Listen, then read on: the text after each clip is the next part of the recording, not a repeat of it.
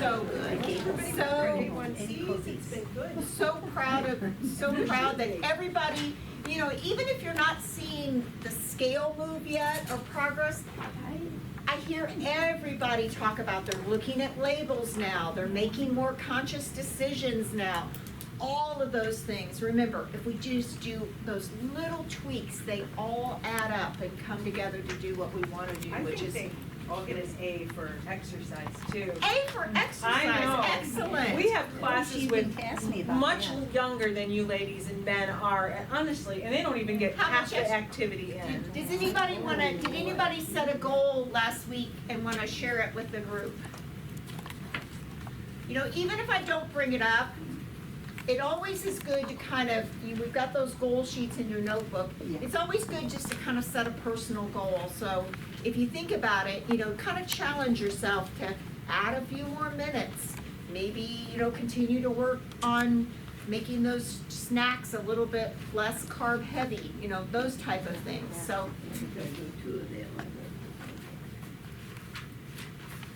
All right, what do you think it means to take a positive approach to healthy eating? When you think about a positive approach to healthy eating, what's that say to you? What's that mean? Well, to me, it means when I choose to eat these foods, they are going to make me healthier, feel better, stronger. They're good for me. Love it. That's good. Yeah. What about portion? When we think about taking a positive, we got to watch that portion size. I did that on the bananas. There you go. There you go. Because again, bananas are that sneaky one where you think, well, this is a whole fruit and I'm doing great for myself and I got to get that potassium in. And then when you find out how many carbs are in it, it's like, oh my goodness, that's eye-opening. What about mindful eating when we think about taking a healthy approach to eating? We be more mindful of what we're fueling our bodies with. We're more mindful of, you know, the taste of the food and enjoying the food. So let's take a little look at some of those examples. So eating the right amount is part of a healthy approach to eating. So these tips. Eat only when you feel hungry and pay attention to those hunger cues. You know, a lot of times we eat when we're not hungry because we're triggered into eating, or we don't really listen to our body when we're feeling full, but we just keep eating. So again, those hunger cues are important to kind of pay attention to when you truly are full. And a lot of times is it, am I hungry, or am I just thirsty, or am I just bored? I'm bored. You know, so you need to pay attention of, do you Watching really? the clock. Exactly. Oh, it's time to eat. Yeah. Don't wait until you feel very hungry. If you do, you're probably going to eat a lower quality, high processed food. And I know I'm guilty of that. Yeah. Because like if I starve myself all day, I get hangry. Tammy will tell you that she knows when she needs to toss me something to eat because I get a little hangry. And then if I don't eat all day and I happen to have to go to the grocery store for dinner, those bags of potato chips just That deli. yes. Those things talk to you, right, when you're hungry. And it's like, well, you know, I walked this morning, so you know, I could maybe have a bag of potato chips on my way home. But if I eat a bag of potato chips on my way home, then I'm not going to be interested in good nutrition once I get there. Exactly. So again, it's one of those things. And unfortunately, those little things like that build habits when we lean into those, you know, those temptations. So again, we don't want to get into that habit. Don't eat out of a large bag or a bowl. I mean, that's the reason why we talk about serving size. Because if you do allow yourself to have, you know, a few Cheez-Its or some potato chips or something like that, if you have that container by you, wow, you can just go to the bottom very quickly. Whereas if the serving size is 12 Cheez-Its or whatever it is, I feel like that if you count them out, take the process of counting them out and knowing this is my serving size, you kind of savor them a little bit more. You kind of enjoy them a little bit more because you know that you only have those that you're going to get. Oh, When they're gone, they're gone. And they're gone, and that serving's over. Use a small plate. You know, we talked about in one of the classes about using that 9-inch plate, because plates are big anymore, and bowls are big. But if you have, I heard somebody the other day talking about getting a smaller plate, but if you use that 9-inch plate, good, I found excellent. some on Amazon that are just wonderful. They're about 7.5 inches.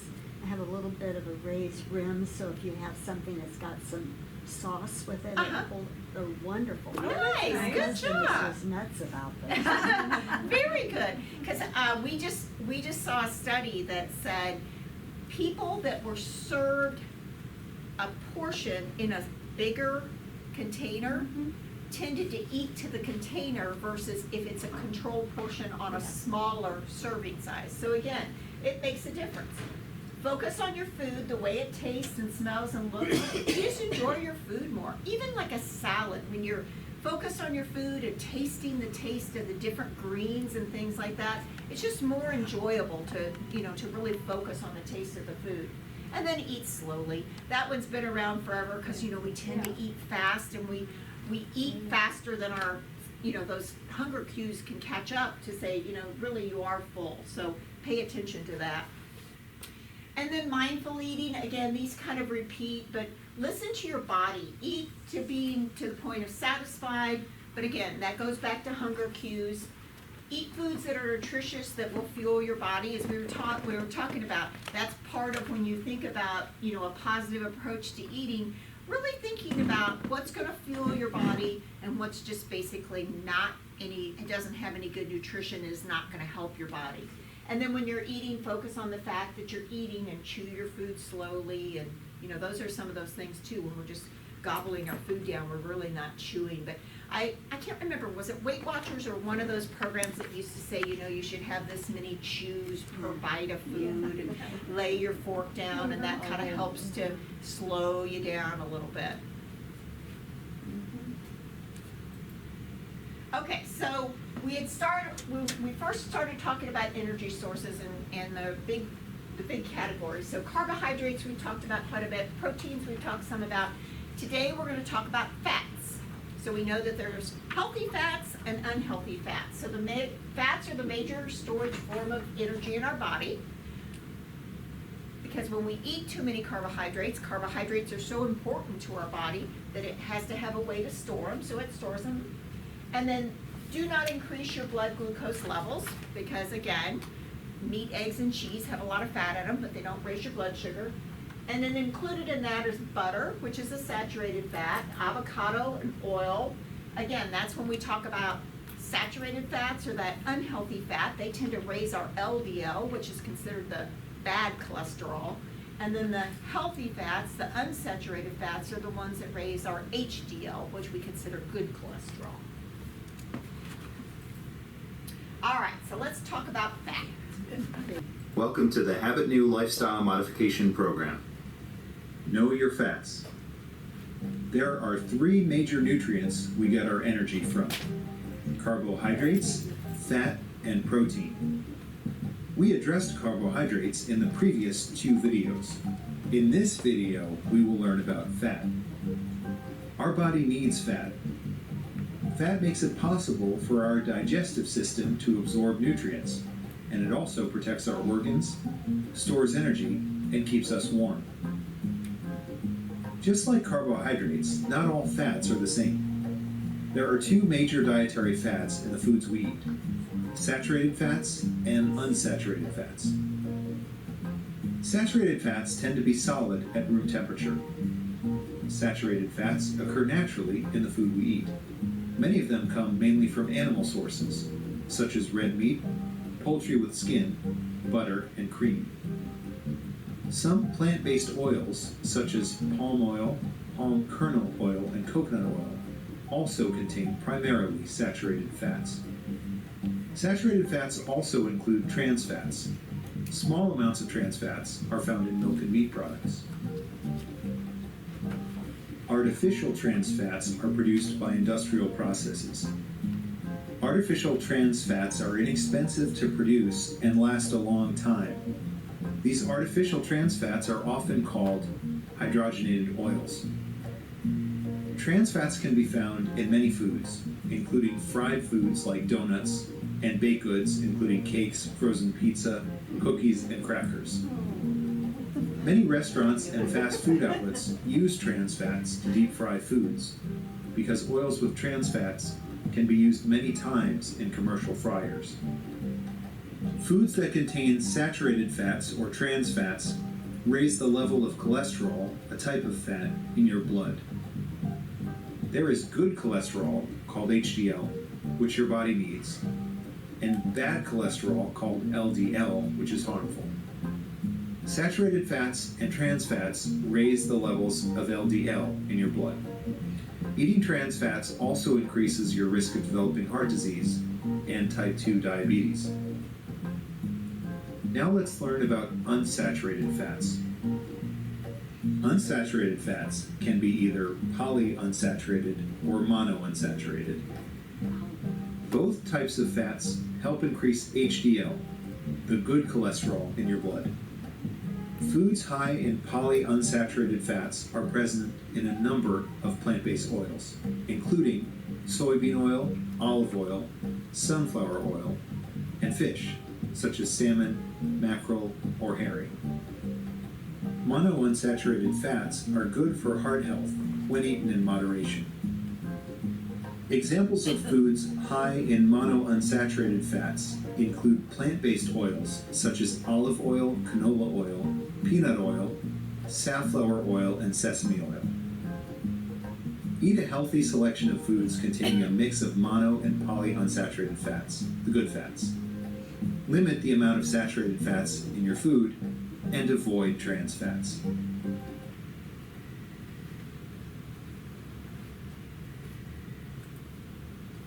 Program.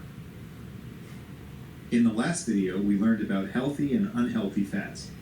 In this video, we will emphasize the importance of accounting for the fat you eat by paying close attention to nutrition information. Part of being an effective fat accountant is knowing a lot of information about a lot of different foods. The fat content of many foods can be surprisingly high and not necessarily obvious. Fat is in nuts and avocados. It is in milk, cream, and cheese, and steak and bacon. Foods such as mayonnaise, French fries, burgers, chips, chocolate, cookies, cakes, pastries, and pies all have high fat content. All the good stuff. To become aware of the fat content of the food you eat and improve your accounting skills, make a habit of reading the nutrition information on food packaging closely. You can also get nutrition information from data-rich apps, such as Habit New. When you consult nutrition information, make sure you check the serving size. You may have eaten a larger or smaller serving than what is listed on the package. Often, serving sizes on packages are smaller than what we actually eat. How much fat can you eat every day? As a starting point, set a goal of no more than about 40 grams of healthy fat per day. Remember from the last video, you should favor unsaturated fats over saturated fats. Unsaturated fats are found in olive oil, avocados, and nuts. Now let's look at a few example meals. For breakfast, say you have a medium croissant and coffee with cream. Croissant has 12 grams of fat, and coffee with cream has 6 grams, 18 grams altogether. For lunch, let's consider a veggie burger with mayonnaise and a small plate of French fries. That is approximately 10 grams of fat for the burger, plus 17 for the fries, 27 total. For dinner, 2 slices of cheese pizza, 24 grams. For these 3 meals, the total fat content is 69 grams. 69 grams of fat is the same fat content as 2/3 of a stick of butter. Isn't that unbelievable? Yeah, We may think really. that ethnic foods contain less fat. Take Indian foods, for example. Let's consider a breakfast of 1 10-inch masala dosa with a small bowl of coconut chutney. This can have up to 70 grams of fat, all in one meal, most of it saturated. You can learn to make healthy choices. Instead of a croissant, choose an English muffin. Instead of French fries with your veggie burger, choose a crunchy, tasty side salad. But don't overdo the salad dressing. If you do eat pizza, try to eat just one slice and really savor it, filling up on fruits and vegetables. Use a smaller dose and favor tomato chutney. Sure I will. Account for the fat in the food you eat. Read closely. Over time and with practice, as your nutritional awareness develops, making good choices will become second nature. All right, so again, as the video mentioned, we have saturated fats and unsaturated fats, and then the trans fats. So the saturated fats, again, found in most foods in different amounts, usually an animal product, and increases our LDL. Unsaturated fats, found in most all foods in different amounts. They tend to be more plant-based and fish contained, and they help our HDL.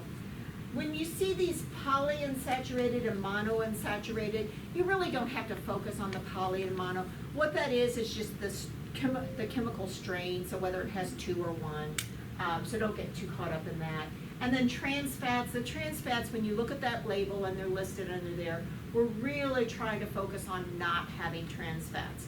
And again, like we were talking about earlier, the United States has become really good about eliminating a lot of the trans fats out of the products that we have, because those are the ones that really do increase that LDL. But they're used a lot of time to increase the shelf life of products, and now there are other things that they're using, but again, they have a way to kind of sneak them in, and we're going to talk about that. So unsaturated fat, the mono and poly, again, don't get too caught up on that. But those tend to be our omega-3, 6s, and 9s. And you hear a lot about, more omega-3s or 6s. So omega-3 and omega-6 are considered essential because we have to get those from our diet. You have to eat those. The non-essential 9s are the ones that your body actually makes those. So that's why they're considered non-essential versus essential. Is the 3 and 6s you have to get from food that you eat. The 6s are not put on packaging too much because they're just in a lot of different products. And again, I've got some examples. The 3s are a little bit harder to get, and so that's the reason why if a product has omega-3s, they really blast it across the front of the packaging. So again, here's some examples of some 3s. Now with the eggs, it tends to be, if they're grain-fed chickens, they'll have the omega-3 in the egg will be a lot higher. But you see fish there, you see, what are those, clams?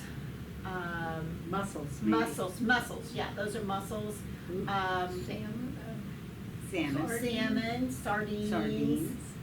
Chickpeas, flaxseed, there's some walnuts down here. So again, those are important because they benefit our heart, our brain, and our metabolism. So again, really good for your body. And then here's some 6s, and they always say 6 is highly prevalent in our diet, and that's because a lot of times the oils, the plant-based oils, but again, found in mackerel, salmon, corn oil, walnuts, pumpkin seeds, soybean oil, and sunflower oil. I thought that soybean oil was not good for you. I think there's some camps on both sides on that. Yeah. I think the sunflower oil too, I think it depends on how it's processed. Yeah, It's the heat. exactly right. Okay. The heat of process.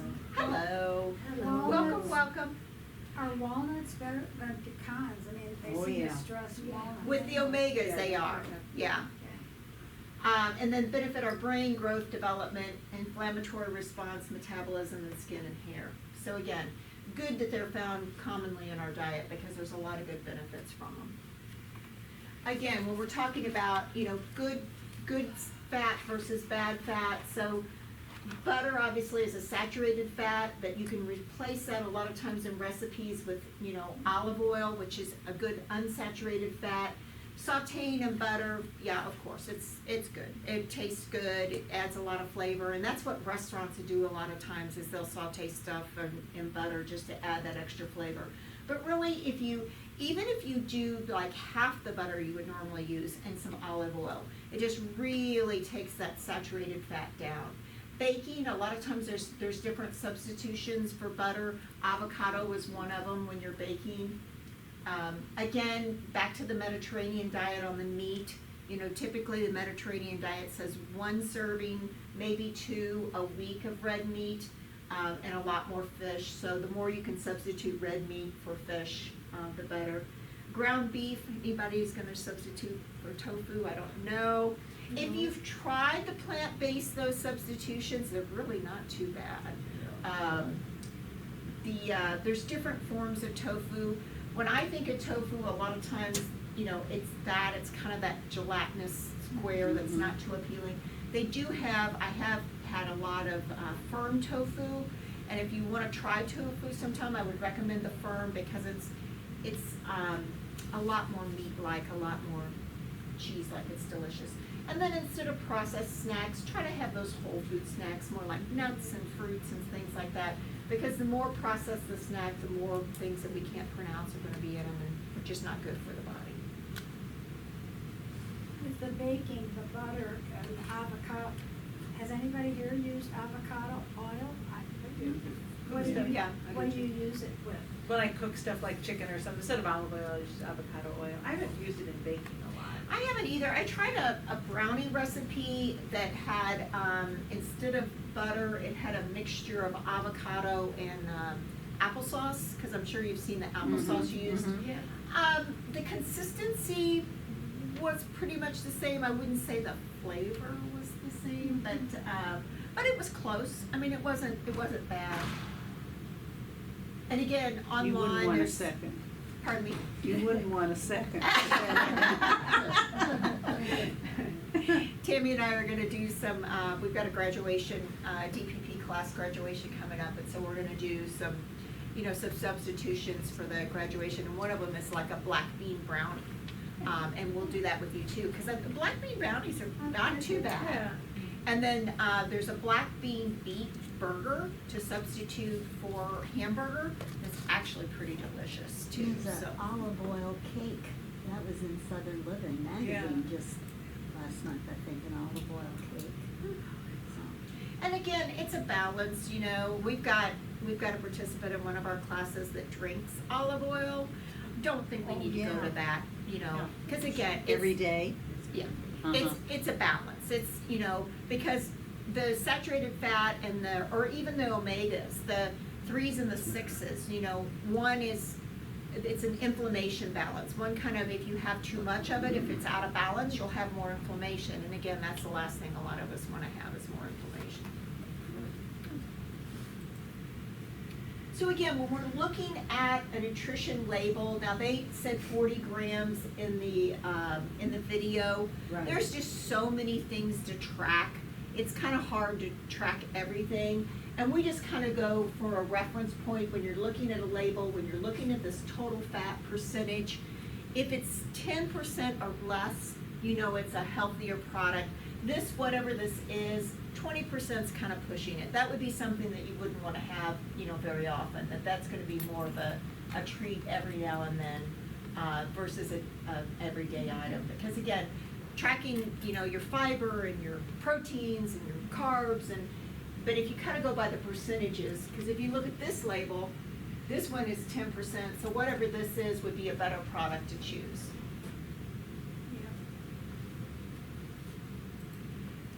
I like the other one better. So you notice a line on here, you know, when we talk about fats and HDL and LDL, what about on this label where it says cholesterol? What do you think about that on the label? Well, that, for the high carbs and sodium. Yeah, but if you had to, you're right, I like the way you're thinking, you're right, but if you just focused on this line, It would be good. Well, it's 12%. but it's 35 milligrams of cholesterol. So, when you think about cholesterol, remember, the cholesterol that they're measuring when you get your labs Mm-hmm. is manufactured in your body from the amount of saturated fat that you're eating. This is considered to be dietary cholesterol. and it only has a tiny, tiny, tiny effect on the cholesterol that they're monitoring in your body. So really, dietary cholesterol does not have that much effect on your actual cholesterol numbers. So again, like shrimp, for example, is pretty high in cholesterol, and a lot of people will avoid shrimp because of the cholesterol. Again, that's dietary cholesterol, so we don't have to worry that much about it. We're worried. That's why we've avoided eggs in the past, was the cholesterol, right? Yes. And now they're finding that Yeah. eggs are actually a good protein source. They have no carbs. Omegas. And then, Choline in them. yes, choline helps to I want prevent to say dementia. Is that- I dementia, think that's- Alzheimer's. yeah, We just had an article that was sent to us to Yeah. say, you know, for so long, eggs were like the forbidden fruit. But now eggs are actually, they're finding more and more health benefits. And most dietitians will say 1, and you know, some days 2 eggs are just fine for your diet, Daily? daily. Okay. So look at labels very carefully. The FDA requires manufacturers to list trans fats content on their products on their nutrition labels. Like I said, they're doing a much, much better job. They allow, if some foods containing partially hydrogenated oils may be labeled as trans fat free or listed as 0 grams of trans fat on the nutrition label. They can do that if the serving size, not the entire product, but if the serving size of whatever it is less than 0.5 grams, they can say the product has no trans fat in it. By the serving, and you know, some packages have several servings in them, but if the serving size contains less than 0.5 grams, it can be trans fat free. So just be careful when you look at it, because when you look at a label, if you see how this one has trans fat as 0, but if you see the partially hydrogenated vegetable oil, that's trans fat. So again, always kind of really look at the label and look down in the ingredients of what's in it.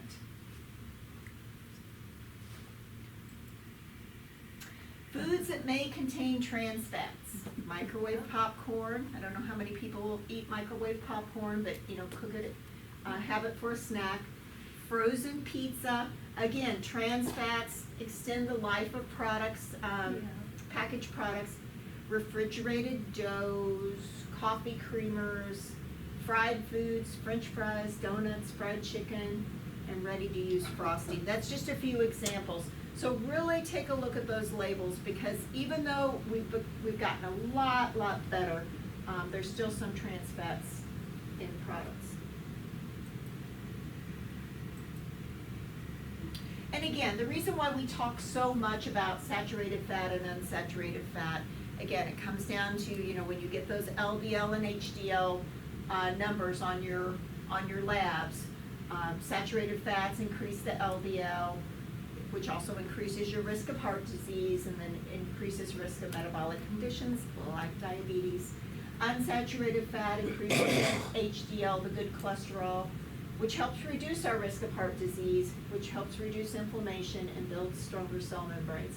And remember, the reason why they always look at those HDL numbers is because that HDL helps to remove the LDL from your blood. So that's always why they really want you to have a good HDL number, because it helps reduce that LDL. Any questions before we go into the, so we've got a video that we're gonna show you on fats, on all the different products. It's like 10 different foods that have, and their fat content. But it's kind of interesting. Don't get caught too much in, you know, into a lot of the science. But it's really kind of interesting of where, you know, a lot of this good fat lies. So I'm going to share that video with you. Charged or loaded word in the fitness and nutrition world, I think it would be the word fat. Yes, with the meaning to describe people who are overweight, but also the nutrient. For multiple decades, fats were the bad guy, and low-fat diets were the way to go, end of story. We now know that it's not even close to being that simple, but the bad reputation still lingers a bit to this day. The reality of fats is that some are better than others, and the analogy that I like to use is a stoplight. The red light fat is trans fats, and I made a whole video on them. To summarize, it's best to cut these out entirely, and recent societal and legal shifts have made that easier to do. To me, the yellow light is saturated fat, a category of nutrient that has been on a bit of a redemption arc for a while now. A small amount of it is essential, but past a certain point, it's largely just unnecessary calories, and data still points to overconsumption of these being harmful. And I have over time changed my view of polyunsaturated fats to the point that I would call them a yellow light as well. The two main types of polyunsaturated fats are omega-3s and omega-6s. Omega-3s are extremely underconsumed by most people, but they are essential for the proper function of your brain, heart, eyes, and much more. Omega-6s are also essential, but the key difference is they are pro-inflammatory, which has its uses for immune health, but too much of them can contribute to chronic inflammation, and these are way overconsumed by the average person. Thus, the yellow light designation. Sometimes you slow down, and sometimes you speed up. And that brings us to our through line for today, monounsaturated fats, the green light of the fat world. The overwhelming majority of natural monounsaturated fat is oleic acid, with the distant second and third most prevalent being palmitoleic acid, which has a slightly shorter fatty acid chain length, and gadoleic acid, which is slightly longer. They are essential, and the general consensus is that in reasonable amounts, they can really only do good. They are shown to reduce the risk of heart disease, having a significant impact on our old friends LDL and HDL, lowering and actively raising them respectively. They are shown to combat chronic inflammation, which is a leading contributor to many chronic diseases like heart disease, arthritis, Alzheimer's, type 2 diabetes, and COPD. Keep in mind, some inflammation is helpful to enable the body to fight off harmful toxins, bacteria, and viruses. Chronic inflammation is when it goes too far and it starts to turn in on its own healthy cells. They are shown to improve insulin sensitivity, effectively combating high blood sugar and the risk of type 2 diabetes. Diets with sufficient monounsaturated fat are also shown to have a lower risk of many types of cancer. They are the best option for fat-soluble vitamin absorption, and on that note, often come with a vitamin E content, which is deficient in many people. They're used in cell membranes structurally, and they're quite satiating, which can be helpful for weight loss endeavors. Here's the thing, they do it all. I could go on, but I don't want to spend the whole video on this. You get the point. I want to get to the individual foods, as that's what this series is supposed to be about. I'm getting all of this out of the way, so that way I don't have to repeat myself 10 times. Just know that when you see these high monounsaturated fat contents, this is what I'm referring to. Monounsaturated fats are like protein in the sense that while they are not everything, in practical terms, they are objectively good. That is the rule, and any conflicting data that says they can be harmful, which granted does exist, is the exception. But this intro's already chewed up enough time, so without further ado, these are 10 foods full of monounsaturated fat. And we're going to start off strong here with perhaps the go-to example of a monounsaturated fat food, olives. Both the unripe when harvested green olives and the ripe when harvested black olives are pretty much the poster child for the nutrient. Olives are naturally comprised of about 10 to 15% fat, and roughly 75% of that is monounsaturated, notably oleic acid. Both types contain a relevant amount of the fairly elusive vitamin E, and black olives are rich in copper and especially the all-essential iron. Olives are full of antioxidants, both familiar and unique, including quercetin and tyrosol, which are well known for lowering blood pressure and boosting heart health, and how they are shown to reduce certain chronic disease risks, including various cancers. But also oleanolic acid, a more distinctive antioxidant that's a notable anti-inflammatory and has been used to aid those with diabetes and to protect against toxic damage in the liver. Olives are also often considered to be one of the most underrated anabolic driving foods. The main talking point involving olives, though, is the processing. It's fairly difficult to find unprocessed and not prepackaged olives, and this is not the end of the world, but there are definitely some things to be aware of. Olives are usually cured and fermented to rid of bitter compounds to make them more palatable. The fermentation is believed to increase beneficial bacteria levels, though. The biggest red flag of the processing is the high acrylamide content. This is a carcinogenic compound that is also found in tobacco smoke. Producers are actively trying to find ways to minimize neutralize this acrylamide content, but it still very much exists as of today. Prepackaged olives are also very sodium dense for preservation. Some people just need to watch their sodium intake, but it's not a concerning amount for the overwhelming majority of people. As for where to include olives, both green and black fit perfectly in pretty much any Mediterranean-style dish, but other common inclusions are in salads, soups, eggs, rice, and of course, pizza.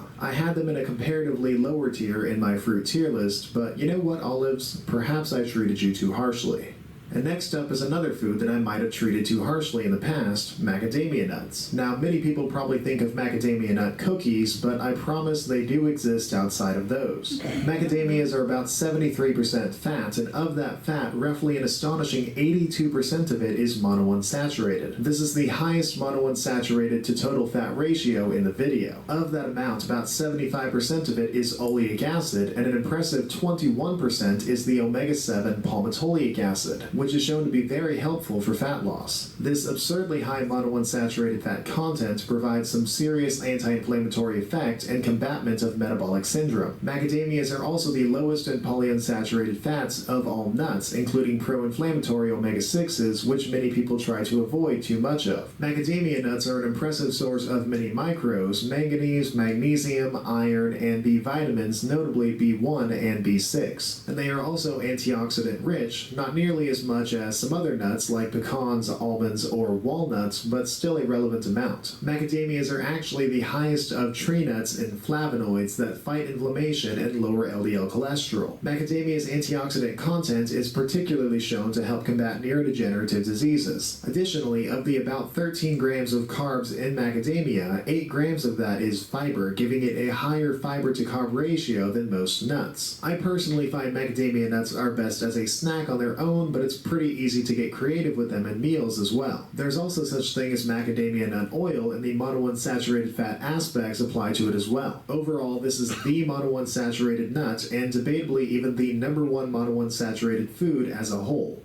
Now, the majority of high monounsaturated fat foods are plant foods, but I wanted to do my due diligence and address meat sources as well. And imagine my surprise when I come to find out that pork is the most consistent representative, having an on-average monounsaturated fat to total fat content ratio that edges out that of beef and lamb. Standard pork cuts and ground pork are usually found between 10 to 25% fat, and on average 49% of that is monounsaturated. And surprisingly, that higher monounsaturated fat content applies to most pork products as well. All of bacon, Italian sausage, breakfast sausage, bologna, salami, spam, chorizo, and even hot dogs fall between a 40 to 50% monounsaturated fat to total fat content. Pork in general tends to be the fatty red meat, so while the overall quantity doesn't surprise me, the ratio certainly does. And I've talked about red meats many times, so I'm going to try and keep everything else brief. Overall, red meat is a good protein source, most pork being between 20 to 26 grams per 100 grams. It is rich in phosphorus, selenium, zinc, and most B vitamins, especially vitamin B1. Pork is rich in 3 of the 4 C's of red meat: carnosine, creatine, and choline, as well as taurine, an antioxidant amino acid. And again, there's so much about red meats like pork that's already been said many times on this channel. I'm just tired of meat having the reputation of only being saturated fat. It's just not true.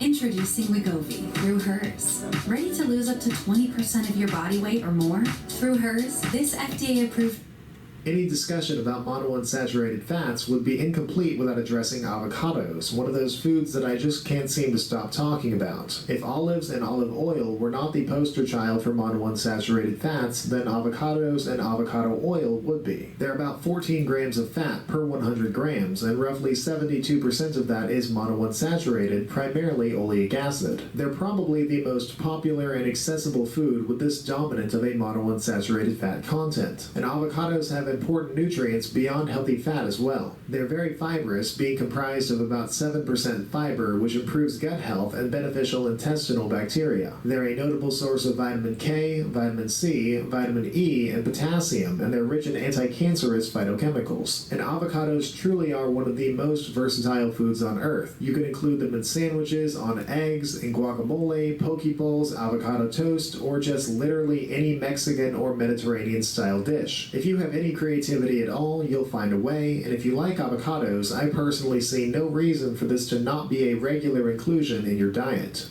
Normally when it comes to fat in seafood, the spotlight is on omega-3s, so I was pleasantly surprised to find that eel of all things is actually a great source of monounsaturated fat. Eel on average contains about 13 grams of fat per 100 grams, and about 70% of it is monounsaturated. The interesting thing here is that it is heavy in non-oleic acids. Of its monounsaturated fat, 39% is oleic acid, while 42% is gadoleic acid, and about 17% is palmitoleic acid. Gadoleic acid is what's known as an algal metabolite, produced by algae through metabolic reactions, and it largely has a lot of the same benefits as oleic acid, but add on to that antimicrobial and neuroprotective benefits as well. And let's not forget about the roughly 850 milligrams of omega-3s. Beyond fat, eel has an average of 24 grams of protein, and it's very microdense, even for seafood, containing high amounts of vitamin D, vitamin E, vitamin A, vitamin B12, zinc, and potassium. Eel is most commonly consumed as what many people think of as unagi, which is most associated with sushi. It is definitely more of a delicacy, but one that more people could indulge in.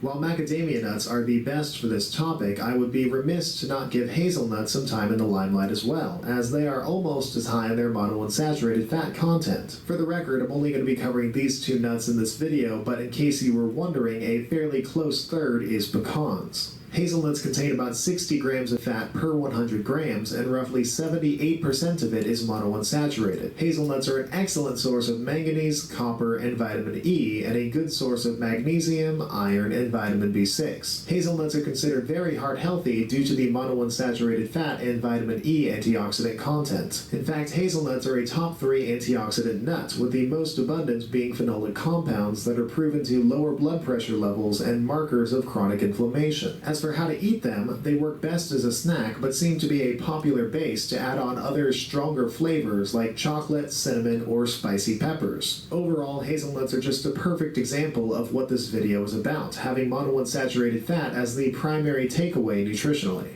Now, I know I just said I was done talking about nuts, but peanut butter, that's a different story. That's still on the table. So if you're looking for a sweeter way to include some monounsaturated fat, this may be part of your solution. In fact, many peanut butters actually have a higher monounsaturated fat content than peanuts themselves. Peanuts are about 50% fat, with 53% of that being monounsaturated, while the average peanut butter is also about 50% fat, but typically nearer to 63% of that being monounsaturated. I would assume this is the case because of the inclusion of other ingredients like palm oil or high oleic sunflower oil. I'm not saying you should be choosing these oily versions, but what I am saying is that numbers are numbers. Beyond fat, peanut butter's nutritional profile is a bit complex, containing 20 to 25% protein, 20 to 25% carbs, roughly 9 to 15% sugar, and between 5 and 7% fiber. Peanut butter is also a sufficient source of magnesium, phosphorus, copper, selenium, and B vitamins, and key antioxidants like coumaриc acid and resveratrol. Now, I must emphasize that processed peanut butters are shown to have issues with inflammation frequently cited, and obviously this is not for people with a peanut allergy. This is certainly not the ideal choice. It's a bit of a compromise to get your monounsaturated fat compared to most other foods in this video. But I do think well-made peanut butters that actually keep health in mind can be an underrated and legitimate nutritional piece of the puzzle.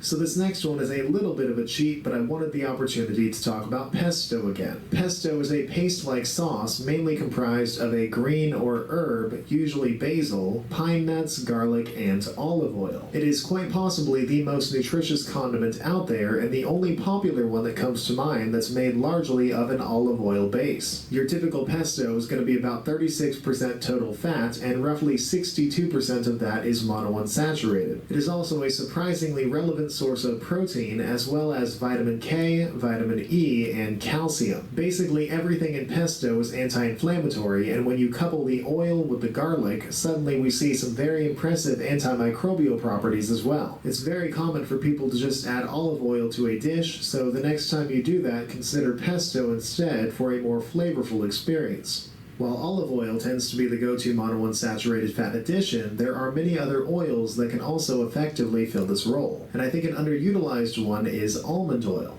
Almond oil is about 73% monounsaturated fat, which is comparable to that of olive, avocado, and hazelnut oils. It is full of vitamin E, one of the very best sources, which you should really just expect from anything almond related. This is a key antioxidant that's just really good at doing what antioxidants do, combating chronic inflammation and cognitive decline while boosting immune, heart, and skin health. And there's not much more to say that I didn't already cover in the intro. The overwhelming majority of almond oil's benefits come from it being an untainted monounsaturated forward oil, and its benefits involving heart health, cholesterol, and blood sugar revolve around that. Now, almond oil is generally not recommended to be a high heat cooking oil. Instead, it's encouraged to be used as a dressing of sorts and for low heat baking and stuff like that. In the end, this is just another option to help get your monounsaturated fats in a new and uniquely flavored way.